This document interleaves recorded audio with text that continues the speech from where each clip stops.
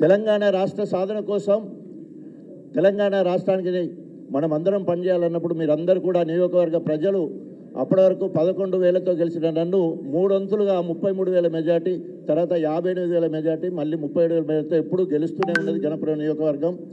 ఈ మాట ఎందుకు చెప్తున్నానంటే గణపురం నియోజకవర్గం ఎంత త్యాగం చేసిందో అంత గొప్పగా అభివృద్ధి అయింది.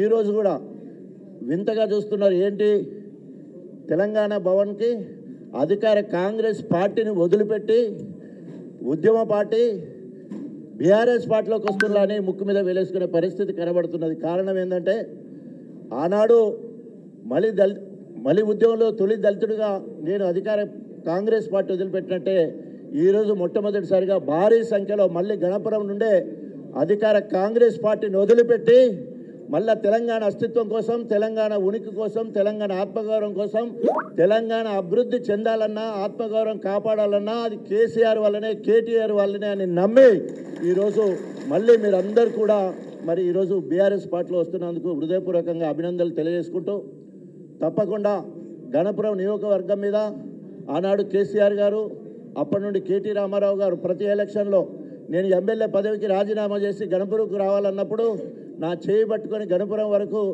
తోడొచ్చిన వారు కేటీ రామారావు గారు.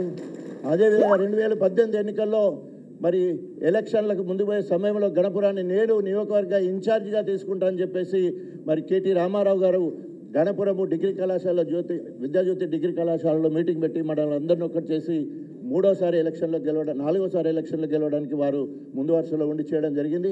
ఏదేమైనా కూడా కేటీ రామారావు గారే కాదు, కేసీఆర్, కేటీఆర్ ఇద్దరు కూడా మరి ఈరోజు మనకు 2 కళ్ళ లెక్క. అంతేకాకుండా తెలంగాణ రాబోయే రోజుల్లో గణపురం నియోజకవర్గం తెలంగాణ మొత్తము మళ్ళా గొప్పగా పార్టీ పరంగా కానీ ప్రజల సమస్యలు పరిష్కరించడంలో మనం అందరం కూడా ముందు ఉండాలి. ఇప్పటి వరకు కడియం శ్రీఆర్ గారు 7గురిని అరెస్ట్ చేసి మరి జైల్లో పెట్టే సందర్భం, అక్రమ అరెస్టులు, నిర్బంధాలు.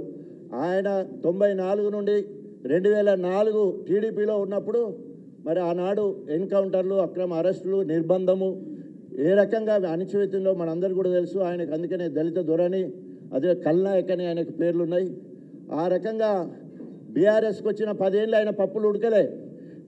ఏ రకంగా అక్రమంగా అరెస్ట్ చేయడానికి, కక్ష తీసుకోవడానికి అవకాశం దొరకలే. మళ్ళీ ఎప్పుడైతే కాంగ్రెస్లో జాయిన్ అయిండో మళ్ళా ఈరోజు కాంగ్రెస్ కామెర్లు కమ్మినట్టు, ఈరోజు పైత్యం ఎక్కినట్టు మళ్ళీ పాత రోజులు మళ్ళీ గుర్తొచ్చే విధంగా గణపూర్లో ఉన్నది.